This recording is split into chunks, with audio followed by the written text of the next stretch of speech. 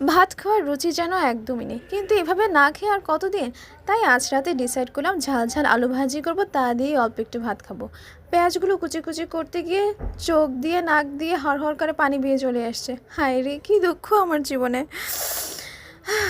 প্রথমে সসপ্যানের মধ্যে সরিষার তেলটাকে একটু গরম করে নিলাম। এরপরে কুচি কুচি করে রাখা পেঁয়াজগুলোকে দিয়ে ভালো করে নাড়িয়ে চাড়িয়ে নিয়েছি।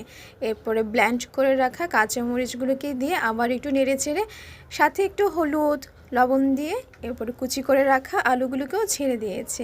এরপরে হতে থাকুক আমার আলু ভাজি, আমি অপেক্ষায় আছি কখন আমার ভাজি হবে, আমি একটু প্রাণ ভরে ভাত খাবো। তার উপরে ছেড়ে দিয়েছি কয়েকটা কাঁচামরিচ। সবার তো তুড়ি মারলে হয়ে যায়, আমার তা হয়নি। অপেক্ষা করার পরে ফাইনালি আমার আলু ভাজি হয়ে গেছে। ধনেপাতা ছিটিয়ে দিয়ে এরপরে শুকনো ভাতের মধ্যে হালকা একটু সরিষা ছিটিয়ে দিয়েছে, যাতে খেতে আরও একটু বেশি ভালো লাগে। হালকা একটু লবণ দিয়ে সাথে লাল মরিচ দিয়ে মেখে নিয়েছি। এরপরে চুলো থেকে